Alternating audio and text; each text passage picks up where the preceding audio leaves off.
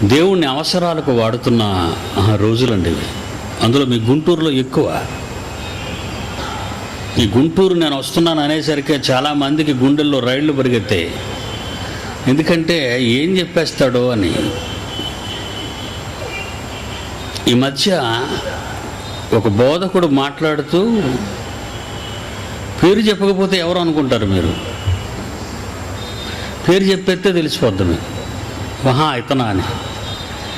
అసలు బైబిల్ రాసిన వాళ్ళు అంత తెలుగు తక్కువ వాళ్ళు అండి, ఫూల్స్ అన్నాడు. బైబిల్ రాసేవాళ్ళు ఎవరటండి? బైబిల్ రాసిన వాళ్ళు, తెలుగు బైబిల్ రాసిన వాళ్ళట ఫూల్స్ అట. చంటోడికి అర్థం కాక మాట అన్నాడు అనుకున్నాను. ఈ చంటోడికి అర్థం కాక ప్రపంచంలో తొడకొట్టి సవాలు చేస్తున్నాను. ఎవడైనా సరే బైబిలు తెలుగు తక్కువగా ఉందని కానీ, తప్పుడు పుస్తకం అని కానీ, మత పుస్తకం అని కానీ నోరు పారేసుకోవద్దని. అసలు ఆధునిక శాస్త్రాలను తలదన్నే బైబిల్ అని నేను చెబుతుంటే వాడు క్రైస్తవుడే, నేను క్రైస్తవుడినే. బైబిల్ ఆధునిక శాస్త్రాలను తలదన్నుతుంది అని ఆధునిక శాస్త్రాలను వేళ్ల మీద పెళ్ళగించేస్తున్నాను, ఏరి పారేస్తున్నాను ఈరోజు ప్రపంచంలో. గుంటూరులో కాదు, ప్రపంచంలో.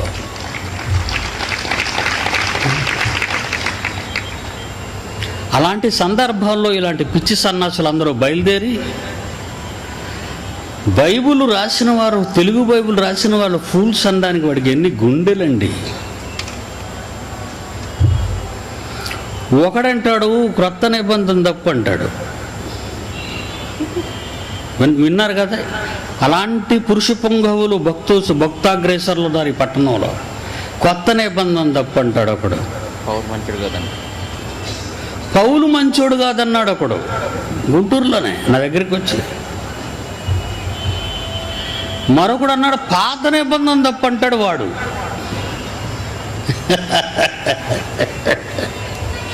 ఇలాగే పిచ్చి పెట్టిందా? మొత్తం తప్పు అన్నాడు నాస్తికుడు.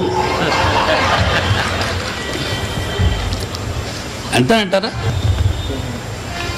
ఎందుకంటే రొట్టె గురించి 2 పిల్లులు గొడవ పడుతున్నాయట. రొట్టె కోసం 2 పిల్లులు గొడవ పడుతున్నాయి.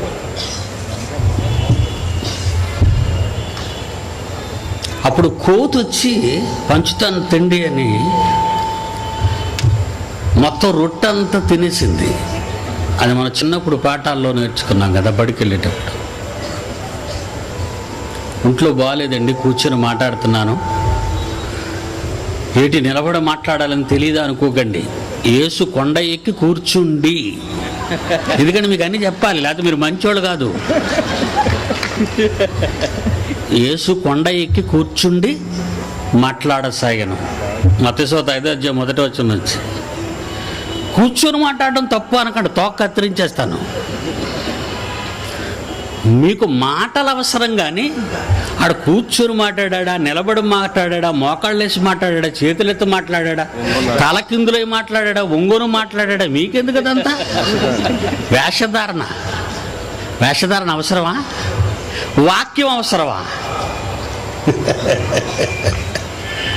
ప్రపంచ క్రైస్తవ్యం అలా తగలబడిందండి. తెలిసి తెలియని మాటలు. బైబిల్ ఎవరికి తెలీదు? బైబిల్ ఎవరికి తెలీదు ప్రపంచంలో. ఎవడైనా ఉంటే తీసుకురండి, ఎవడైనా ఉంటే వాడిని తీసుకురండి. తొక్క తీసేస్తాను 7 రోజుల్లో, ఏరి పారేస్తాను. క్రైస్తవ్యంలో ఇలాంటి చెడబురుగులు ఉండకుండా 4 వాక్యాలు నేర్చుకొని వాడొక పండితుడిని అనుకుంటున్నాడు. 25 ఏళ్ళు చదువుకున్న నేను ఇంకా విద్యార్థిని అనుకుంటున్నాను. బైబిల్లో 25 ఏళ్ళు చదివాను. బైబిల్ నేను 25 ఏళ్ళు MBBS after all 6 years. Doctor అవ్వాలంటే 6 ఏళ్ళు చాలు, నువ్వు డాక్టర్ అయిపోతావు. కడుపులో కత్తిరేసి కుట్టేసినా పర్వాలేదు. 4 ఏళ్ళు చదివితే ఇంజనీరు, ఏ బ్రిడ్జ్ ఇల్లు కులిపోయినా పర్వాలేదు. లోకంలో జానుడు పొట్టను పోషించుకోవటానికి పనికి మాలిన వెర్రి జ్ఞానాన్ని నేర్చుకోవటానికే నువ్వు 6 ఏళ్ళు 4 ఏళ్ళు చెబితే అసలు బైబిల్ నువ్వు ఎన్నేళ్ళు చదివావు చెప్పు? ఎక్కడైనా అసలు నేర్చుకున్నావా? పరిశోధన చేసావా బైబిల్ని? అసలు బైబిల్ రావాలంటే ఎంత కష్టపడాలో తెలుసా? ఒకసారి చూద్దాం. బైబిల్లో చూడాలి. మరి రిఫరెన్స్ లేకుండా ఎవడ చెప్పినా నమ్మకండి, వాడు దొంగడు. ప్రతిదానికి బైబిల్లో బేస్ ఉండాలి. బేస్. ఒక టీవీ తయారైంది అనుకోండి, దానికి ఒక మాన్యువల్ ఉంటుంది, మీకు ఇస్తారు. దాన్ని రిపేర్ అయినప్పుడు ఒనిడాకి అయితే ఒనిడా, బీపీఎల్కి అయితే బీపీఎల్, శాంసంగ్ అయితే శాంసంగ్. అలాగే ఒక కారు, ఒక మోటార్ సైకిల్, దాని నిర్మాణానికి సంబంధించిన బొమ్మలు, రాతలు ఉంటాయి. టు ఆపరేట్ దట్, దాన్ని ఎలా వాడాలి అని చెప్పటానికి దానికి ఒక మాన్యువల్.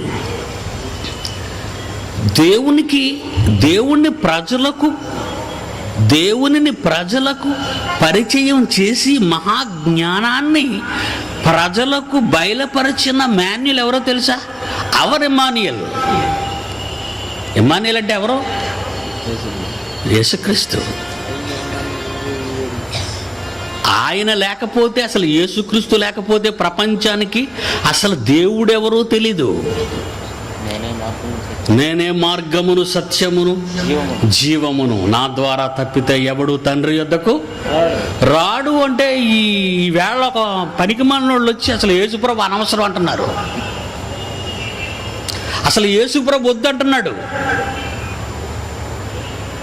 యేసుప్రభు లేడంటున్నాడు, దేవుడు కాదంటున్నాడు. మరి ఎవరు అని అడిగితే ధర్మశాస్త్రం, మోషే ఇచ్చిన ధర్మశాస్త్రమే ప్రమాణ గ్రంథం అంటున్నాడు. అన్నవాడెవడు? Is a Indian. మోషేకి సీనాయి కొండ మీద ఇచ్చిన ధర్మశాస్త్రం ఎవరికిమ్మన్నాడు దేవుడు? ఇశ్రాయేల్స్.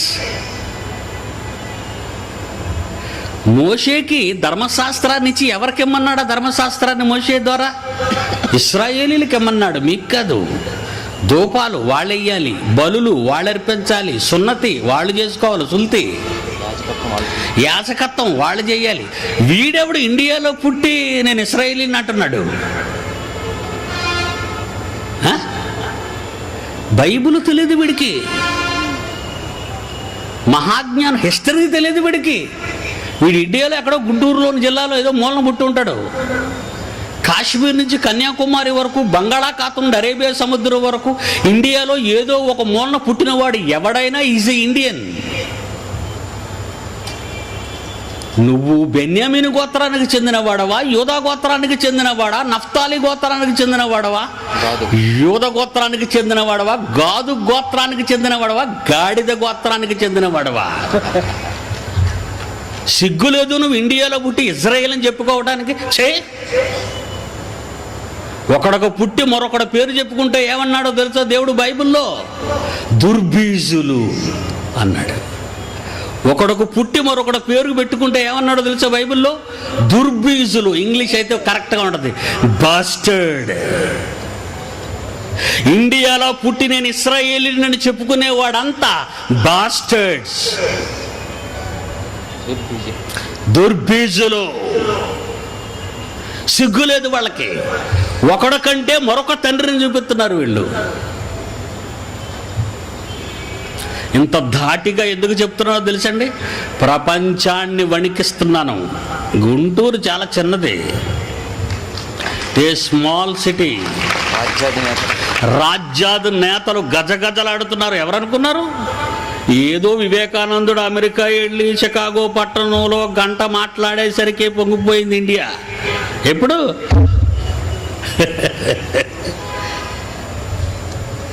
ఒక వివేకానందుడు అమెరికా వెళ్ళి చికాగో పట్టణంలో మాట్లాడేసరికి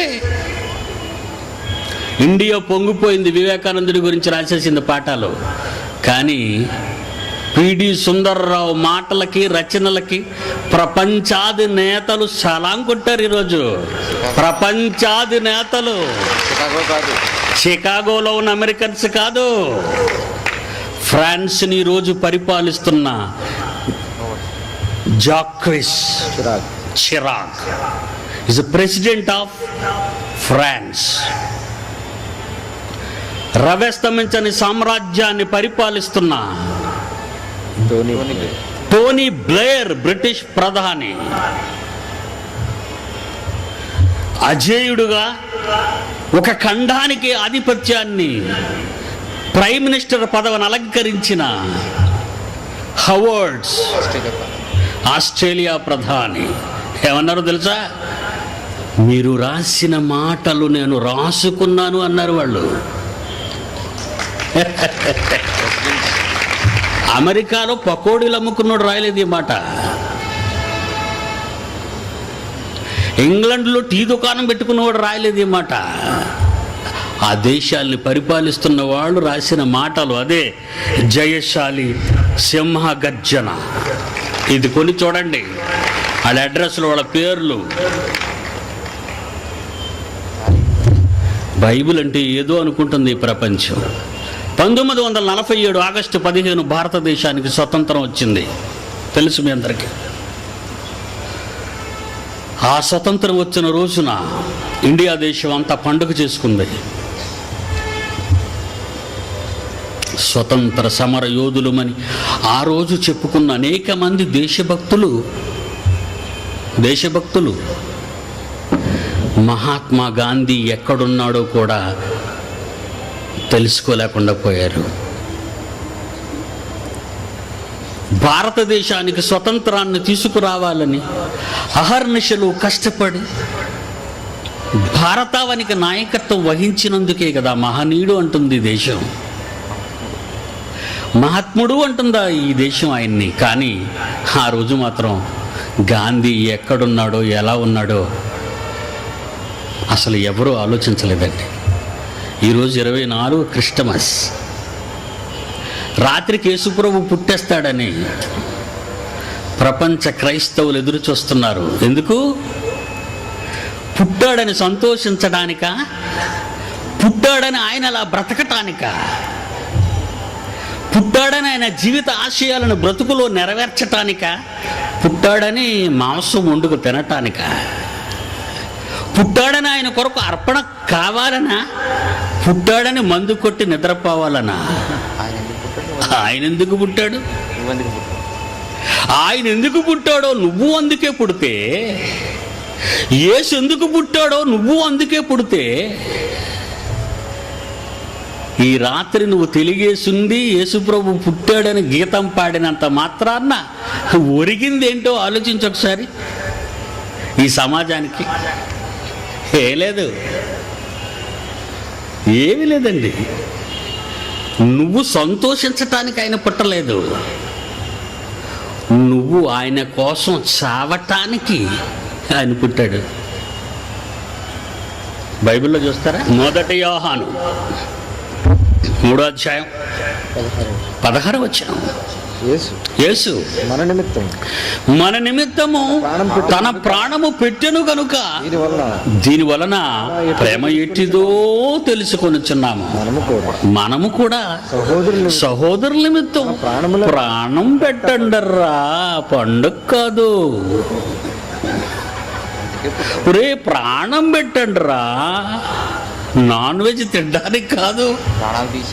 ప్రాణాలు తీయకండిరా బాబు, ప్రాణం పెట్టండి. యేసు బోధ ఎందరికి అర్థమైంది ప్రపంచంలో చెప్పండి?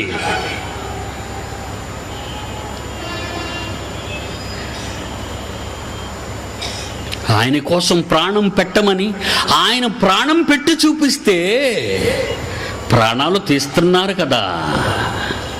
ఎవరవి? హెబ్రీ పత్రిక 6వ అధ్యాయము,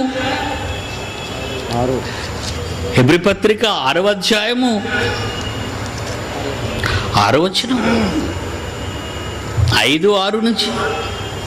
దేవుని దివ్య వాక్యమును రాబో యుగ సంబంధమైన శక్తుల ప్రభావమును అనుభవించిన తరువాత తప్పిపోయిన వారు తమ విషయములో దేవుని కుమారుని మరలా సిలువ వేయచ్చు బాహాటముగా ఆయనను అవమానపరుచుచున్నారు. ఒక క్రిమినల్ ఒక హంతకుడికి ఉరి తీసేటప్పుడు ఏమంటే టీవీలో లైవ్ చూపిస్తారా? ఎప్పుడైనా చూసారా మీరు? చటర్జీని ఉరి తీసినప్పుడు టీవీలో లైవ్ ఏమైనా చూపించారా మీకు? లేదే.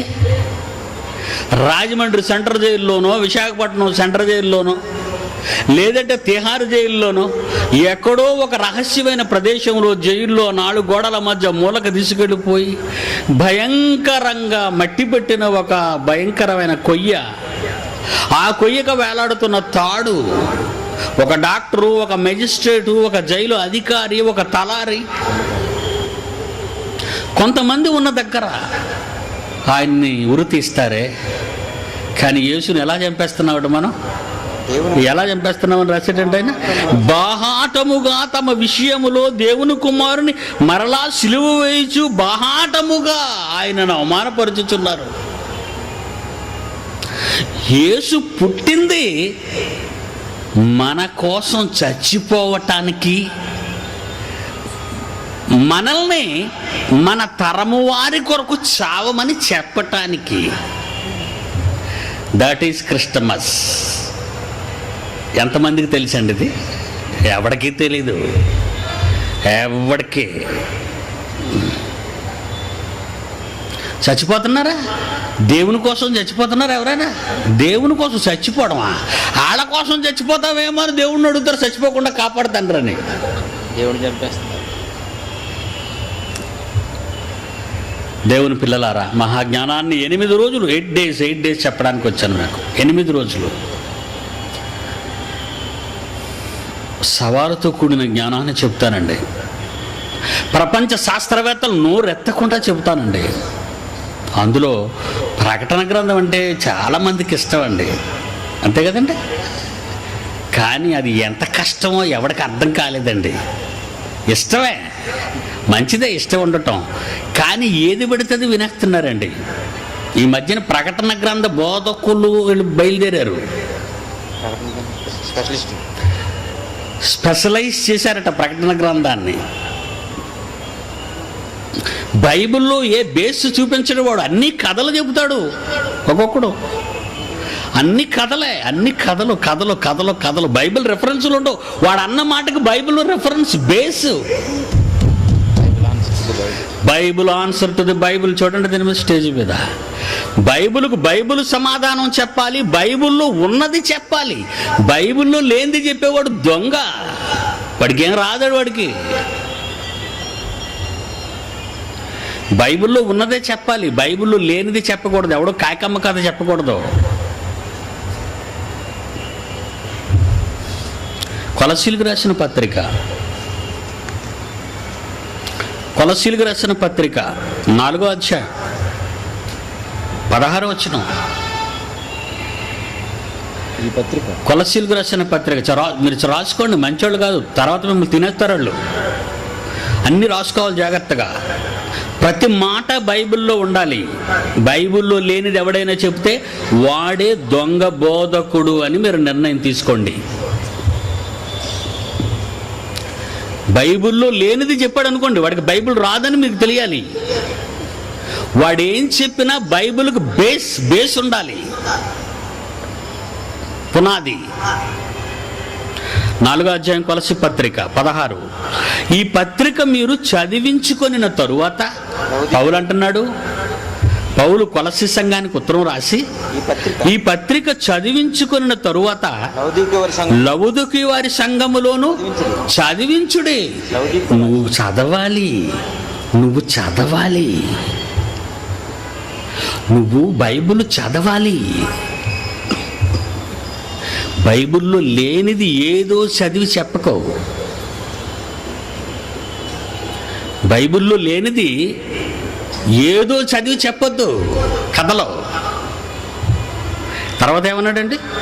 లవొదికయకు పంపిన పత్రికను, లవొదికయకు రాసి పంపిన పత్రికను, వాళ్ళక రాసిన పత్రికను తెప్పించుకొని మీరు చదివించుకోండి.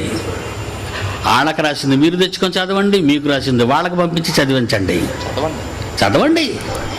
యు మస్ట్ రీడ్, బైబిల్లో లేనిది చెప్పే దొంగలు ఉన్నారు ఈరోజు భక్తులందరూ. ఈరోజు బోధకులను చెప్పుకునే వాడిని ఎప్పుడు మీరు ఇలాగే పట్టుకోవాలి. వాడు బైబిల్లో ఉన్నది చెబుతున్నాడా, అసలు బైబిల్ విప్పకుండా చెబుతున్నాడా? బైబిల్ విప్పకుండా చెబుతా అనుకుంటారు వీడు మహాజ్ఞాని గల, బైబిల్లో అదంతా కంఠస్థం పెట్టేశాడు అనుకుంటారు మీరు. ఉత్తినాడు బుర్రలు ఏం లేదు.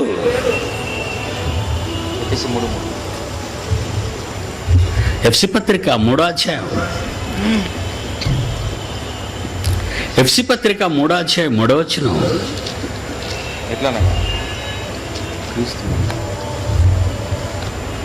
ఎట్లనగా క్రీస్తు మర్మము దేవదర్శనం వలన దేవుడు నాకు దర్శనం ఇచ్చాడు. దేవుడు నాకు దర్శనం ఇచ్చాడు. ఆ దర్శనంలో ఏం చెప్పాడో అదంతా నేనేం చేశానంటే సంక్షేపంగా వ్రాశాను. బాగా వినాలి మీరండి, ఇది బాగా వినాలి. దేవుడు నాకు దర్శనంలో చూపించింది, నేనేం చేశాను దాన్ని వ్రాశాను. మీకు సంక్షేపంగా రాశాను, నేను మీకు రాశాను. మీరేం చెయ్యాలని ఉంది అక్కడ చూడండి. మీరు దానిని చదివిన ఎడల, అంటే నాకు దేవుడు చూపించాడు దర్శనంలో, నేను దానిని రాశాను. మీరేం చేయాలి? నాకు చూపించు తండ్రి, నువ్వుగాని వెళ్ళగలవు గదిలోకి. అర్థమవుతుందా లేదా? కాళ్ళు చేతులు కట్టి గర్భగుడిలో పడేశారట వీడిని. కాళ్ళు చేతులు కట్టేసి ఎక్కడ పడేశారట వీడిని? గర్భగుడిలో పడేశాడట. అప్పుడు దేవుడు దర్శనంలో కనబడ్డాడట.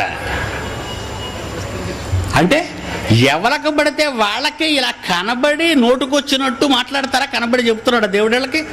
మరి అలా చెప్తే ఎవరికి పడితే వారికి కనబడి వాళ్ళకి చెప్పినట్టు వాళ్ళకి చెబుతుంటే అసలు మనకి కూడా కనబడి చెప్పేస్తే బెటర్. ఈ బైబిల్ ఎందుకే మనకి?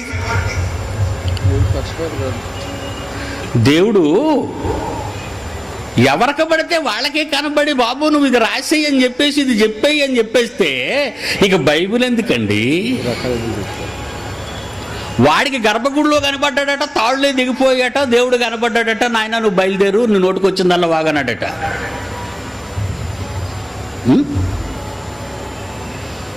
అసలు దేవుడు గర్భగుడిలో కనబడతాడా? ఏమండే ముందు మరి అది చూద్దాం కదా. అసలు దేవుడు గర్భగుడిలో కనబడతాడా? మొదటి తిమోతి 6వ అధ్యాయం చూడండి. మీరు ఎన్ని రాసుకోండి జాగ్రత్తగా, తొక్క తీసేయండి ఈసారి వచ్చి మాట్లాడితే. రాసుకోండి. మీ మీద వ్యతిరేకంగా పిడి సుందరరావు గారు చెప్పారు అనకండి. బైబిల్లో మీ మీద వ్యతిరేకంగా రాయబడిందని చెప్పండి. మొదటి తిమోతి 6:16 అండర్లైన్ చేసుకోండి. సమీపింపరాని తేజస్సులో ఆయన మాత్రమే వసించుచు అమరత్వము గలవాడై ఉన్నాడు. మనుషులలో ఎవడును ఆయనను ఏ గర్భగుడిలోని చూడలేదు, ఎవడు ఏ గుడిలో చూడ్డవు. ఎంతకంటే జల్ల ఏం కావాలి చెప్పండి? పడేలు మనలేదు ఇది. అసలు నన్ను ఎవడు చూడ్డరా బాబు? ఒకవేళ చూశాడు అనుకో, చూద్దాం, అదిని చూసేద్దాం. ఒక కనబడిపోయాడు అనుకోండి పొరపాటుని, అసలు ఆ గర్భగుడిలోంచి బయటికి రాడీడు. చూడండి యోహాను సువార్త 1వ అధ్యాయం 18. Bible answer to the Bible రాసుకోవాలి. యోహాను సువార్త 1వ అధ్యాయము 18. ఎవడును ఎప్పుడైనను దేవునిని చూడలేదు. నిర్గమాకాండం 33వ అధ్యాయం 20వ వచనం. నిర్గమాకాండం 33వ అధ్యాయం 20. మరియు యెహోవా నీవు ముఖము చూడజాలవు. బాబు మోషే నువ్వు చూడాలని తెగ గెంతుతున్నావు. నువ్వు ఏ నరుడును నీవు నా ముఖం చూడలేవయ్యా మోజెస్. ఏ నరుడు నన్ను చూసి బతకడు నాయన, నిన్ను చంపుకోవడం నాకు ఇష్టం లేక నేను నీకు కనబడను అన్నాడు. గర్భగుడిలో ఎలా బతికొచ్చాడు? అయితే వీడెందుకు గర్భగుడిలో ఇప్పుడు బతికి బయటకు వచ్చాడు? ఇంతకీ కనబడింది ఎవరో? దేవుడా దెయ్యమా? మరొక అబద్ధమా? అయినా నీకు కనిపించాడు, నువ్వు చెప్పుకుంటే రుజువేది? నేను ఈ హత్య మానభంగం చెయ్యలేదు బాబు అన్న చటర్జీని ఉరిదీశారు. వాడి సాక్ష్యం ఎవరికి కావాలి?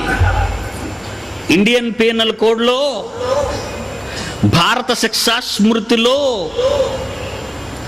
నీ సాక్ష్యం ఎవరికి అవసరం లేదు, చెల్లదు.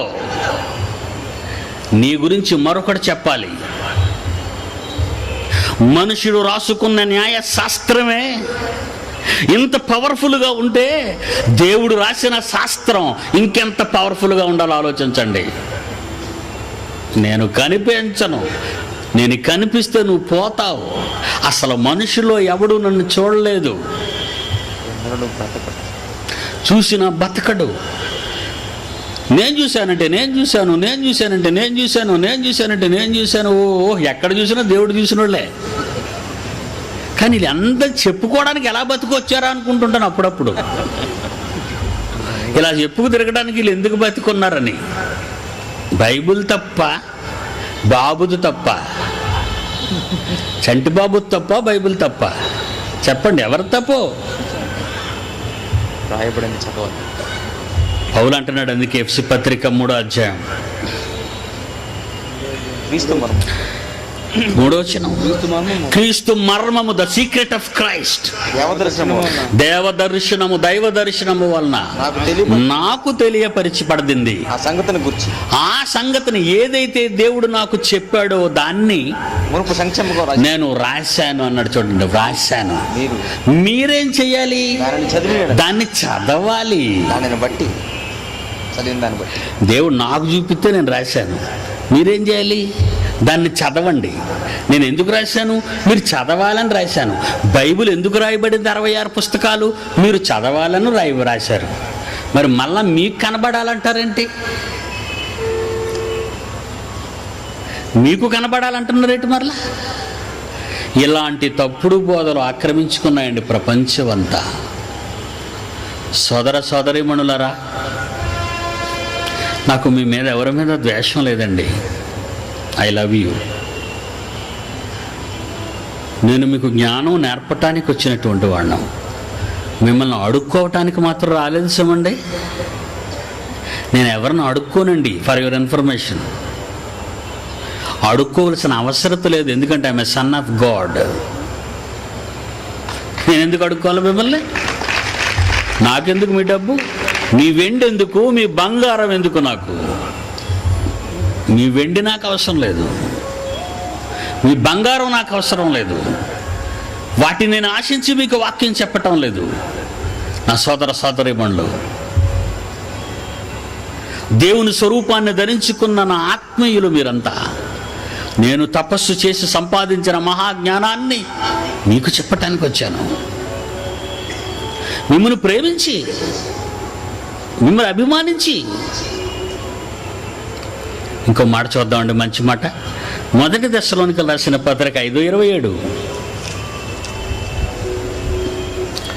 1 దశలోనికల పత్రిక 5వ అధ్యాయం 27వ వచనం.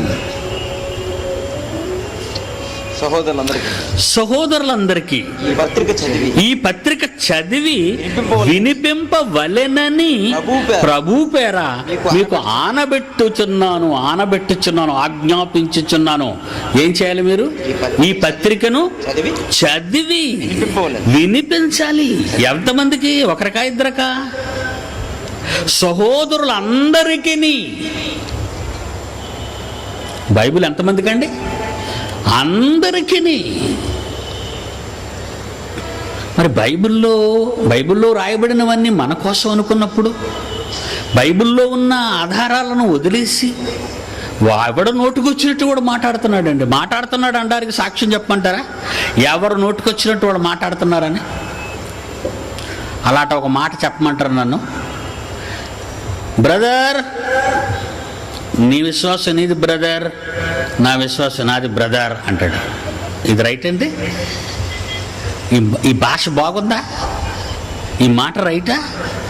బైబిల్లో ఎన్ని విశ్వాసాలు ఉన్నాయండి? వంకాయల్లో నీటి వంకాయలు ఉన్నాయి, పచ్చ వంకాయలు ఉన్నాయి, ముళ్ళ వంకాయలు ఉన్నాయి. అంతే కదండి. మామిడి పళ్ళలో రసాలు ఉన్నాయండి, బంగినపల్లి, సువర్ణరేఖ ఉందండి, బంగిని పిల్లి ఉందండి, ఎన్నో రకాలు ఉన్నాయండి. మరి విశ్వాసాల్లో ఎన్ని రకాలు ఉన్నాయండి? విశ్వాసాల్లో ఎన్ని రకాలు? 4వ అధ్యాయం ఎఫ్సి పత్రిక, డిక్షనరీ ఉందండి మన దగ్గర, 5వ కంప్యూటర్ ఇది. నాట్ యాక్సెప్టెడ్, యాక్సెప్టెడ్ అని కొడుతుంటుంది స్క్రీన్ మీద. ఎర్రర్. నా దగ్గర ఎవరైనా మాట్లాడితే ఎర్రర్ కొట్టేస్తుంటాడు అందరికీ. ఎందుకు? ఆ నోటంటే వచ్చే మంచి మాటలు కావు, అన్నీ బైబిల్కి భిన్నమైనవే. ఏంటండి? ఎఫెసీ పత్రిక ఎఫెసీ పత్రిక 4వ అధ్యాయం 5వ వచనం. ప్రభువు యేసు ప్రభు వారు ఒక్కరే, విశ్వాసం ఒకటే, విశ్వాసం ఒక్కటే, విశ్వాసం ఒక్కటే, విశ్వాసం ఒక్కటే, విశ్వాసం ఒక్కటే. మరి ఏంటి బ్రదర్ ఎలా మాట్లాడుతున్నాడు? ఆ విశ్వాసం వల్ల ఎవడ విశ్వాసం వాళ్ళదంటున్నాడు? మీ విశ్వాసం మీది బ్రదర్, నా విశ్వాసం నాది బ్రదర్ అంటాడు. ఇదేంటండి? మీ సంఘం ఎత్తబడదు బ్రదర్, మా సంఘమే లేచిపోతుంది బ్రదర్. ఎవడండి వీడికి బైబిల్ నేర్పించాడు? ఈ దరిద్రుడికి ఎక్కడండి నేర్చుకున్నాడు ఈ భాష అంతా? బైబిల్ రాని పిచ్చోడండి వీడు. వీడికి ఎక్కడ తెలియదు, ఎవడో ఇంగిలి మాట చెప్పేసాడు, అది నేర్చేసుకున్నాడు, అది వాగుతాడు. మైకు దొరికిందంటే అందరికీ వాయించేస్తాడు. దేవుని పిల్లలారా, ప్రతి మాటకు బైబిల్లో బేస్ కావాలి. వాడు ఏం మాట్లాడినా నమ్మకండి. కథలు చెప్తాడు, మంచి కథలు. మనకు కూడా కథలు చెప్పేవాడంటే పండగ కదండి. మన గురించి కూడా మనం ఆలోచిద్దామండి. మనం అసలు కరెక్ట్గా ఉంటే అసలు నోరెత్తని వాడు. మనం కథలు నమ్మడం అలవాటు అయిపోయింది. అందుకే ఇటు బోధకుల గురించి ఇటు భక్తుల గురించి బైబిల్లో ఒక మాట చెప్పాడండి పౌలు. 2 తిమోతికి రాసిన 2వ పత్రిక అండి 4వ అధ్యాయం చూడండి. తిమోతికి రాసిన 2వ పత్రిక 4వ అధ్యాయం అండి. ఈ పుస్తకం ఎప్పుడు రాశాడో తెలుసా ఆయన? 3వ వచనం. ఈ పుస్తకం ఎప్పుడు రాశాడో తెలుసా? క్రీస్తు శకం 66లో రాయబడిందండి సుమారు. అదేనండి ఇప్పుడు ఓపెన్ చేసిన పుస్తకం. లోకమెరుగని లేఖన సారాంశం, నేటి ఖరీదైన కాలజ్ఞానం బైబిల్, అదే రాశానండి. ఇంచుమించు ఏ పుస్తకాలు ఎవరు రాశారని బేస్ రాశానండి. ఇందులో ఏ కాలంలో రాయబడింది సుమారు అప్రాక్సిమేట్గా. ఇది అవసరం అండి మీకు. ఈ పుస్తకం తిమోతి రాసిన ఈ పుస్తకం, ఈ 2వ ఉత్తరాన్ని ఎవరికి తిమోతికి రాస్తూ క్రీస్తు శకం 60లో, అంటే ఇప్పుడు 2004 అండి ఇది. అంటే 1944 సంవత్సరాల క్రితం రాశాడండి. ఈ తిమోతి 2వ పత్రికని ఎప్పుడు రాశాడో చెప్తున్నాడు వినండి. సుమారు 1944 సంవత్సరాల క్రితం రాశాడు. అప్పటికి ఎలాంటి వాళ్ళు భక్తులు, ప్రసంగికులు, బోధకులు, భక్తులు ఎలాగున్నారట? 4వ అధ్యాయం 3వ వచనం. తిమోతికి రాసిన 2వ పత్రిక 4వ అధ్యాయం 3వ వచనం. జనులు బోధన సహింపక, హితం అంటే మంచి, మీ మేలు కోరి ఆరోగ్యకరమైన బోధ నందు చూడండి. ఆరోగ్యకరమైన బోధ. జబ్బు వచ్చిందనుకోండి మందు వేయాలండి. తలనొప్పి వచ్చిందా జండు బామ్ రాసుకుంటారు, ఎనాలజీని వేసుకుంటారు. జ్వరం వచ్చిందా లంకణం, తిండి మానేస్తే బెటరు, లేదా పారాసిటమాల్ ఏదో ట్యాబ్లెట్ వేసుకుంటాం.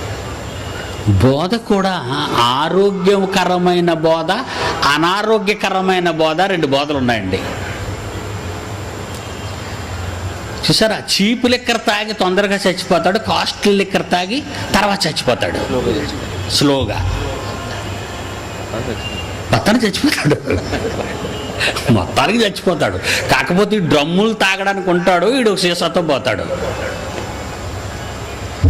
ఇక్కడ అంటున్నాడండి పౌలు గారు, జనులు ఈ ప్రజలు ఉన్నారు చూడండి, వీళ్ళు ఎప్పుడు క్రీస్తు శకం 60లో ఉన్న క్రైస్తవుల గురించి చెప్తున్నాడు. 1944 సంవత్సరాల క్రితం ఉన్న ఒకనాటి క్రైస్తవులను ఉద్దేశించి పత్రిక తిమోతికి రాస్తూ, తిమోతి, ఈ జనులు హితబోధను, ఆరోగ్యకరమైన బోధన సహించరయ్యా. దురద చెవులు గలవారై తమ స్వకీయ దురాశలకు అనుకూలమైన బోధకులను తమ కొరకు పోగులటండి. వీళ్ళు పోగులు ఓవరైపోయారు, పోగులు చేసేసుకున్నారట బోధకులు. మా ఇలాంటి బోధలే కావాలని. ఇది సంగతి బోధకులకు తెలిసిపోయిందండి. మీ పల్స్ తెలిసిపోయింది వాళ్ళకి. జనాలు ఇలాగనుకుంటున్నారా, అయితే ఒక మాట పెట్టేద్దామండి, జనాలు రావటం లేదు కనుక రోగుల కొరకు ప్రార్థన చేయబడును. కుష్టు, ఆస్తమా, బీపీ, షుగరు, ఎయిడ్స్, చూడండి, కరపత్రం అండి, కరపత్రం. దేవుడు చేసిన కార్యములు, దయ్యము పట్టిన వానికి దయ్యము నుండి విడుదల, చేతబడితో బాధపడుతున్న వారికి చేతబడి నుండి విడుదల, వివాహము జరగని వారికి ప్రార్థన ద్వారా వివాహము జరుగుట, శాంతి లేని వారికి శాంతి కలుగుట, వ్యాపారం అభివృద్ధి లేని వారికి వ్యాపారం అభివృద్ధి పొందుట, ఎయిడ్స్ రోగులకు రక్తం మారిపోయిన వారికి రక్తం బాగుపడుట, చర్మ వ్యాధి గలవారు స్వస్థపరచబడును, దగ్గు, ఆయాసం, ఒగుర్పు ఏమంటే కలిగిన వారికి బాగుపడును, కిడ్నీలో రాళ్ళు తొలగిపోవుట, గుండె జబ్బు గల వారి బాగుపడటం, ఇల్లు వదిలిపోయిన వారు తిరిగి ఇంటికి రావటం, పరీక్షల్లో తప్పిపోయిన వారు తిరిగి మంచి మార్కులతో పాస్ అవుట, బాకీలు తీర్చలేని వారు బాకీలు తీర్చుట. దాని కింద మరొకటి ఉందండి, బాకీలు పోగొట్టుకున్న వారు తిరిగి బాకీలు పొందుట.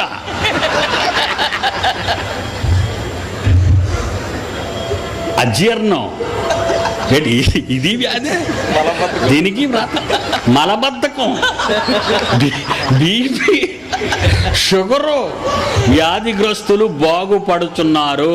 వివరములకు దొంగలు వీళ్ళంతా మంచి దొంగలు. మంచి దొంగడు, చెడ్డ దొంగటాడు దొంగడు. ఇప్పుడు చదవండి ఆ మాట. జనులు హితబోధను సహింపక దురద చెవులు గలవారై ఆ పీడి సుందర్రావు గారు అందరినీ అండేస్తున్నారండి అని ఇద్దరు బాధపడిపోతాడు. ఈ గుంటూరులో ఒక ఆయన ఉన్నాడండి దగ్గరలోనే, స్వస్థతావరం భక్తుడు. ఎందుకంటే మీ పక్క ఇలాంటి స్పెషలిస్టులు ఎక్కువండి. ఈ మధ్యన పాపం కళ్ళజోడు పెట్టుకొని వాల్ పోస్టర్ వేయించాడు. వాల్ పోస్టర్ కళ్ళజోడు పెట్టి వేసుకున్నాడు. వేసుకోగానే మీటింగుల్లో అడిగాడండి ఒక ఆయన, అయ్యగారు మీరు గత కాలంలో ఎప్పుడూ ఏ జబ్బు మీకు రాలేదన్నారు, కళ్ళజోడు ఎందుకు పెట్టుకున్నారు అయ్యగారు అని అడిగాడండి. అంతే చెమటలు పట్టేశాయి. నా కళ్ళకి జబ్బు ఉందండి, పీడి సుందర్రావు వ్యాధి లేనివాడు అనకండి, ఒంటి నిండా రోగాలే నాకు. స్వస్థతావరం భక్తులందరికీ రోగాలే, మీకు చెప్పరు. కళ్ళద్దాలు పెట్టుకున్నవాడు అమాయకుడే దొరికిపోయాడు. కళ్ళద్దాలు పెట్టుకోకుండా లోపలే కాంటాక్ట్ లెన్సులు పెట్టుకున్న దొంగలు ఉన్నారు. అది నల్లగుడ్డికి అంటించేస్తాడు. ఖరీదైనవి. గుండె ఆపరేషన్, బైపాస్ సర్జరీ చేసుకుని కోటేసి టై కట్టుకుంటే కుట్లేం కనబడతాయి. జనులు హితబోధను సహింపక దురద చెవులు గలవారై తమ స్వకీయ దురాశలకు అనుకూలమైన బోధకులను తమ కొరకు పోగులు సత్యమునకు చెవి ఇయ్యక కల్పనా కథల వైపునకు తిరుగు కాలము వచ్చేసింది. అమ్మయ్య వచ్చేసింది, వచ్చునన్నాడు, వచ్చేసింది.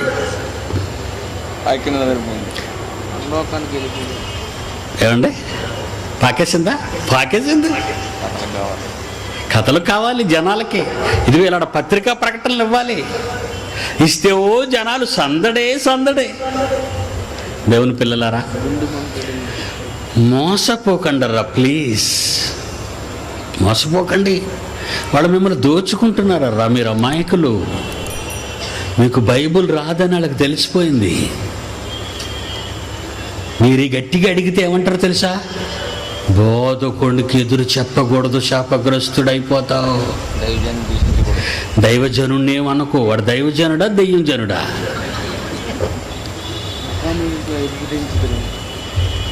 ఒకరోజు పేతురు గారు బోధలో తేడా వచ్చిందండి. పేతురు ఎవరు? అపోస్తుల్లో పెద్దోడు. చిన్న తేడాగా ప్రవర్తించాడండి. అప్పుడు పౌలు గారు ఏమంటున్నారు ఒకసారి బైబిల్ చూడండి. గలతీ పత్రిక. ఏమండి అలా విమర్శించకూడదండి అంటారా? బయటికి వెళ్ళి వాళ్ళందరికీ ఇది ఒక పెద్ద ఇంజెక్షన్. రాసుకోండి. గలతీ పత్రిక 2వ అధ్యాయం 11వ వచనం 14వ వచనం. అయితే కేఫా అంటే పేతురు అంతియొకయ అనే పట్టణానికి పేతురు గారు వచ్చినప్పుడు అతడు అపరాధిగా తీర్చబడెను. అప్పుడు నేనేం చేశానంటే, పౌలు అంటున్నాడు, అప్పుడు నేనేం చేశానంటే ముఖాముఖిగా అతనిని ఎదిరించి పేతురుని. ఏంటి నువ్వు చేస్తున్నది? ఏంటి నువ్వు చెబుతున్నది? పేతురు అని నేను ఎదిరించాను పేతురుని. 14వ వచనం. నేను ఎందుకు ఎదిరించానంటే పేతుర్ని, సువార్త సత్యము చొప్పున క్రమముగా నడుచుకొనకపోవుట. బైబిలులో వ్రాయబడిన ప్రకారము వారు నడుచుకొనకపోవుట నేను చూచినప్పుడు అందరి ఎదుట కేఫాతో నేను చెప్పినదేమనగా. చూసారు ఎలా దంచేస్తున్నాడు పేతుర్ని? విమర్శించకూడదని తెలివి తక్కువ మాట మాట్లాడకో. విమర్శ వేరు, తప్పుదిద్దటం వేరు. దానికి కూడా తెలియదు మనకు తేడా. ఏమండి? కాకరకాయ అనమన్నాడు అనుకోండి మాస్టర్, కేకరకాయ అన్నాడు అనుకోండి స్టూడెంట్. రై తప్పో, కాకరకాయ అనమన్నాడు అనుకోండి మాస్టర్. అప్పుడు స్టూడెంట్, అలా మీరు విమర్శించకూడదు. ఇక్కడ పని చేస్తుంది అది. అలా విమర్శించకూడదంటే కిందకి చదవండి. జనులు హితబోధను సహింపక, ఇందాక తిమోతి 2 తిమోతి 4వ అధ్యాయం 2వ వచనం. ఉపదేశించుచు ఖండించు గద్దించు బుద్ధి చెప్పు. వాక్యమును ప్రకటించు. పైనే ఉంది వాక్యమును ప్రకటించు. సమయమందు అసమయమందు ప్రయాసపడు. సంపూర్ణమైన దీర్ఘశాంతముతో ఉపదేశించు, ఖండించు, గద్దించు. ఇంకా విండా బుద్ధి చెప్పు వాడికి. అందుకే కేఫా అంతియోకయకి, పేతురు అంతియోకయ పట్టణానికి వచ్చినప్పుడు అతడు అపరాధిగా తీర్చబడును. ఏ విషయంలో?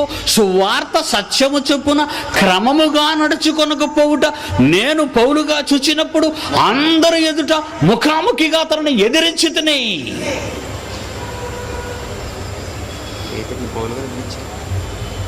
పేతురుని ఎదిరించాడండి. ఈ బెదిరించినందుకు పేతురు ఏమైనా, ఒరే పిచ్చివాడా, బచ్చేగాడు, నువ్వు నిన్నగాక మొన్న మా తర్వాత వచ్చావు, నువ్వు అసలు నువ్వు అపోస్తులు అనిపించుకోవడానికి అసలు మేము 12 మందివే, నువ్వు చూస్తే 13వ వాడివి. అసలు 13 లేదు, 12 ఉంది. యోధా ఇస్కరియోతు చచ్చిపోయిన తర్వాత ఉరుబోసుకొని ఇద్దరు వచ్చారు అపోస్తలత్వానికి పోటీపడి. ఒక ఆయన బర్సబ్బా అనబడిన యోసేపు, మరొక ఆయన మత్తీయ. మరి ఇద్దరిని చేర్చూసుకుంటే ఆ రోజే 13 అయిపోతాం మేము అపోస్తులమే. అందుకే చీట్లు వేసుకోవలసి వచ్చింది. ఆ చీట్లలో మత్తీయ పేరటి చీటు వచ్చింది కనుకనే 11 మంది అపోస్తులతో కూడా మత్తీయ లెక్కింపబడ్డాడు. నా సర్వీసులో లేదు నీ వయసు, నువ్వు నన్ను ఎదురిస్తున్నావా అందరి ఎదుట అని అన్నాడా? చూద్దామా? 2 పేతురు చూడండి. 25 సంవత్సరాలు చదివానండి బాబు బైబిల్. ఇలాగే ఈ తప్పుడు బోధలన్నీ విని బుర్రపాడైపోయింది నాకు. ఎవడు చెప్పింది రైట్ కాదు, అన్నీ తప్పులే. ఏ మీటింగ్కి వెళ్ళినా నన్ను పాడు చేసే బోధే. వీడు చెప్పింది వాడు తప్పు అంటాడు, వాడు చెప్పింది వీడు తప్పు అంటాడు. ఇంతకీ ఏది తప్పు? 2 పేతురు 3వ అధ్యాయం 15 వచనం 16 వచనం. పేతురు గారు ఏమంటున్నారు చూడండి పౌలు గారి గురించి. మన ప్రియ సహోదరుడైన పౌలు కూడా పేతురుకు రాసిన 2వ పత్రిక 3వ అధ్యాయం 3వ అధ్యాయం 15-16. మన ప్రియుడైన మన బచ్చాగాడైన అన్నాడా? మన ప్రియ సహోదరుడైన పౌలు కూడా తనకు అనుగ్రహింపబడిన జ్ఞానము చొప్పున మీకు రాశాడు పత్రికలు. వీటిని గూర్చి తన పత్రికలన్నిటిలో మహాజ్ఞానంతో బోధించాడు ఆయన. అయితే ఆయన రాసిన పత్రికలలో కొన్ని సంగతులు గ్రహించుట నాలాంటి వాడికే కష్టం అన్నాడు పేతురు. చూడండి, ఎందుకంటే పౌలు మహాజ్ఞాని. జ్ఞాని ఏమయ్యను, శాస్త్రి ఏమయ్యను, ఈ లోకపు తర్కవాది ఏమయ్యనని జబ్బచరిసి సవాలు చేశాడు 1వ శతాబ్దంలో. ఎంత గొప్పోడండి! ఏంటి మన బోధకులు ఎవరైనా సవాల్ చేస్తారా? స్వస్థత సవాల్ నేను చేస్తాను సవాల్ అని ఎవరైనా అన్నారేమో? ఏమండి నేను ఇంకా 7 రోజులు ఉంటాను తీసుకొచ్చేయండి. సవాలు చేసి స్వస్థత చేసేవాడు ఎవడైనా ఉంటే ఈ గుంటూరు పట్టణంలో పరిసర గ్రామాల్లో, ఏమండి నా దగ్గర తీసుకురండి, 2 నిమిషాల్లో ఓడించేస్తాను స్టేజ్ మీద. 2 నిమిషాల్లో లేరండి ఎవరు. మీరు వెళ్ళి ట్రై చేయండి, వస్తాడేమో. రాడు, భయపడిపోయి దాగుండిపోతాడు, లేడని చెప్పి పట్టాడు.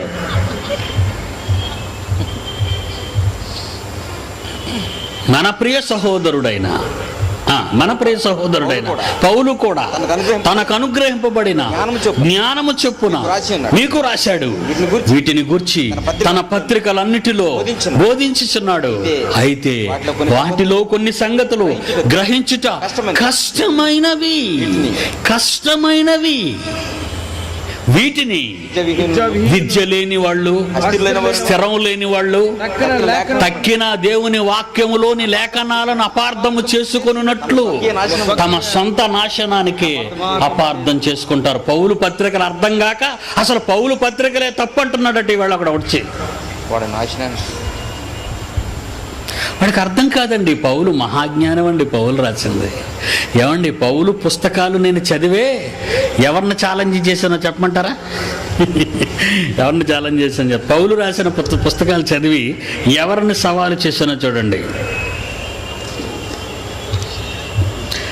The NASA head quarters 300 E Street SW Washington DC 20024-3210. Dear children, NASA శాస్త్రవేత్తలు సవాలు చేసి రాసిన ఉత్తరం అండి ఇది. అమెరికా అంతరిక్ష పరిశోధనాశాల. మీకు సైంటిస్ట్ అంటే, ఇండియా సైంటిస్ట్ అంటేనే మీరు ఓడిపోతారు. ఇండియాలో సైంటిస్ట్ అయితేనే మీరు గజగజగజలు ఆడిపోతారు మీరు. నేను ఎవరిని ఛాలెంజ్ చేశానో చూడండి, పుస్తకంలో సింహగర్జన ఉంటుంది అక్కడ. శాస్త్రవేత్తలు, నాసా అంతరిక్ష శాస్త్రవేత్తలు సవాల్ చేశానండి. జబ్బచరిచి పౌలు పత్రికలు చదివి, అపోస్తులుడైన పౌలు పత్రికలు చదివి జ్ఞాని ఏమయ్యను, శాస్త్రి ఏమయ్యను, ఈ లోకపు తర్కవాది ఏమయ్యను. లోక జ్ఞానమును దేవుడు వెర్రితనముగా చేసి ఉన్నాడు. ఏంట్రా వెతుకుతున్నారు అంగార గ్రహంలో అని రాశాను ఉత్తరంలో. ఏంటి వెతుకుతున్నారు అక్కడ? జీవం ఉందా? దొంగలరా మీరు. అక్కడ ఏం లేదు. జీవం భూమి మీద ఉంది, జీవరాశి. జీవము కలిగిన ప్రతి దానిని భూమి పుట్టించు గాక అని పలికాడు రా దేవుడు. ఒరే దరిద్రులారా, మీరు క్రైస్తవులని చెప్పుకుంటున్నారు అమెరికాలో. క్రైస్తవ కుటుంబాల్లో పుట్టిన మీరు బైబిల్లో ఉన్న మహాజ్ఞానం అర్థం కాక, బైబిల్లో ఏం రాయబడిందో తెలుసా? ఆదికాండం 1వ అధ్యాయంలో సృష్టిని సృష్టించినప్పుడు ఈ గ్రహాలను, కోటాను కోట్ల నక్షత్రాలను, ఈ సూర్య కుటుంబాన్ని కలిగించినప్పుడు నేలను చూసి ఆయన ఏమన్నాడో తెలుసా? జీవము కలిగిన ప్రతి దానిని నేల పుట్టించుగాక, అంగారకుడు పుట్టించుగాక అనలేదు, చంద్రుడు పుట్టించుగాక అనలేదు, బుధుడు పుట్టించుగాక అనలేదు, శుక్రుడు పుట్టించుగాక అనలేదు. యావత్తు భూమి మీద కాపురం ఉండుటకు ఒకని నుండి, అపోస్తల కార్యాలు 17:26, ఒకని నుండి ప్రతి జాతి మనుషులను భూమి మీద పుట్టించాడు రా. అక్కడెతుకుతారేట్రా జీవరాశులను వెళ్ళి? ఎందుకురా కోట్ల డబ్బు తగలబెడుతున్నారు ప్రజాధనాన్ని? తిట్టి లేక భూమి మీద ఎందరో ఆకలి చావులు చచ్చిపోతున్నారు. నేల పండలేనందుకు ఆత్మహత్యలు చేసుకున్న ఎందరో రైతులు మన పక్క జిల్లాలో ఉన్నారు. ఆఫ్రికా ఖండంలో ఒక గింజ, ఒక గోధుమ గింజ లేక,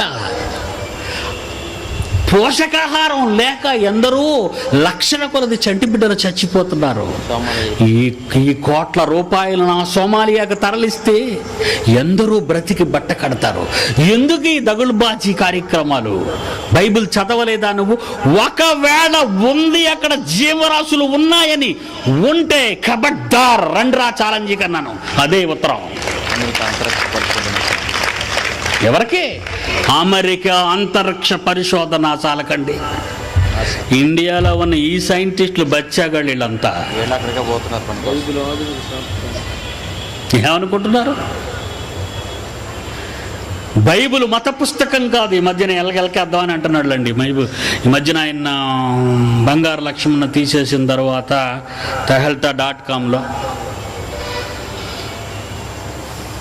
ఎవరండి ఆయన? మాజీ సెకండ్ భారతీయ జనతా పార్టీ దేశాధ్యక్షుడు వెంకయ్య నాయుడు తర్వాత ఇప్పుడైతే బీజేపీ ఓడిపోయిందో దేశంలో, మరి ఎల్కే అద్వానీకి తిరిగి సారథ్యం ఇచ్చారు.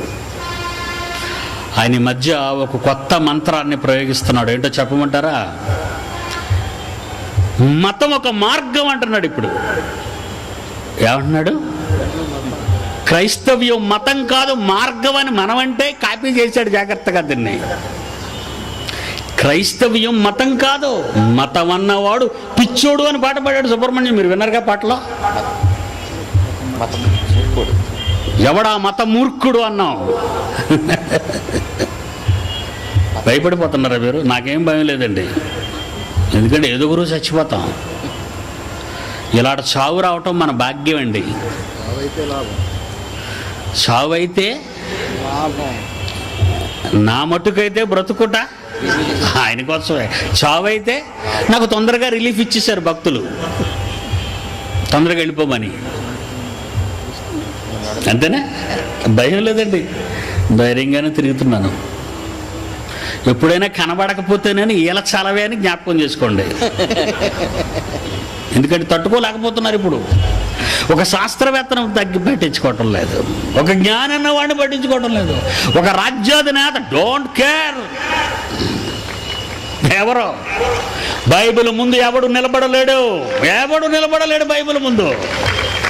మహాజ్ఞాన గ్రంథం, సకల శాస్త్రాలను తలదన్నే గ్రంథం, దేవుని నోట నుండి వచ్చి జీవ గ్రంథం. అది అర్థం కాని పిచ్చోళ్ళు ఎన్నో పిచ్చి మాటలు మాట్లాడుతుంటారు. మెంటల్ హాస్పిటల్కి వెళ్తే మీకు తెలుస్తుంది. అది చాట్ ఉండదు, చెరుగుతుంటుంది ఆమె. మెంటల్ హాస్పిటల్లో చూశారు కదా, చేతిలో గిన్నె ఉండదు, ఏముండదు, రాళ్ళు ఏరుతున్నట్టు ఉంటుంది. వాళ్ళు ఏమనుకుంటాం? మహాజ్ఞాని అంటారా? అయ్యో పాపం పిచ్చి పట్టింది. ఇలాంటి వాళ్ళందరినీ చూసి అలాగే జాలి పడుతుంటాను వీళ్ళని. పాపం పిచ్చోళ్ళు వీళ్ళంతా. చంపేశాం యేసుప్రభు నన్ను గెంతుతుంటే ఆయన అంటాడు, వీరేమి చేయుచున్నారో వీరికి తెలియదు తండ్రి, వీరు నీసారికి వదిలే అన్నాడు. దేవుని పిల్లలారా, మహాజ్ఞానాన్ని నేర్పించడానికి మీ మధ్యకి వచ్చాను. ప్రతిరోజు 9 గంటలకు వదిలేస్తాం మిమ్మల్ని. బాగుంది కదండి టైం? వీడి సుందరం ఎప్పుడు టైం మెయింటైన్ చేస్తాడు. టైం దొరికింది కదని చితగొట్టాడు, విసిగించడు. అప్పుడే అయిపోయిందని బాధపడతారు మీరు, కానీ తప్పదు. 4 నిమిషాలు ఉంది, ముగిస్తాను. ఈ మహాజ్ఞానాన్ని నేర్పించడానికి మీ మధ్యకి వచ్చాం. నేర్చుకోండి ప్లీజ్. పండగ ప్రతి సంవత్సరం వస్తుంది, కానీ మళ్ళీ వచ్చే క్రిస్మస్కు నువ్వు ఉంటావో ఉండవో తెలీదు. కానీ ఈ మంచి రోజులోని నువ్వు అనుకుంటే నిజమైన పండుగ ఈ మహాజ్ఞానాన్ని విని ఆనందించాలి. ఆ జ్ఞానం ప్రకారంగా నడవాలి, ఆ జ్ఞానంలో జీవించాలి, ఆ జ్ఞానాన్ని సభ్య సమాజానికి ప్రకటించాలి. నువ్వు నమ్ముకున్న దేవుడు చిన్నవాడు కాదని, సకల జగాలకు సృష్టికర్తని, అతని స్వరూపమే మానవ దేహాలలో ఉన్న దేవుని కుమారులైన మీరని, మీకోసమే ఈ ప్రకృతి అంతా కాచుకొని ఉందని, మీ సేవ దానికి అవసరమని తండ్రి మీ కొరకు ఎదురు చూస్తూ రండి రండి తొందరగా అని మిమ్మల్ని పిలుస్తున్నాడు. నరులారా తిరిగి రండి. ఒక మహాలోకం ఆహ్వానం పలుకుతుంది మనకి. మన కన్న తండ్రి మన కోసం ఎదురు చూపులు చూస్తున్నాడు. దేవదూతలు రావటానికి సిద్ధపడుతున్నారు, లాజరును తీసుకువెళ్ళిపోయేటట్టుగా. ప్రియులారా, ఈ కాలం ఎప్పుడు ముగిసిపోతుందో తెలియదు. ఏ క్షణాన ఈ గుండె చప్పుళ్ళు ఆగిపోతాయో ఎవ్వరికీ తెలియదు. ఈ చప్పుళ్ళు ఆగకముందే, ఈ గుండె చప్పుళ్ళు నిలిచిపోకముందే, నీ ఆఖరి శ్వాస రాకముందే ఒక్కసారి నీ తండ్రిని, ఆయన నీ చేతికిచ్చిన వీర ఖడ్గాన్ని, వాక్యం, అది ఆలోచించండి, పరిశోధించండి, జీవించండి, అనేక మందిని వెలిగించండి.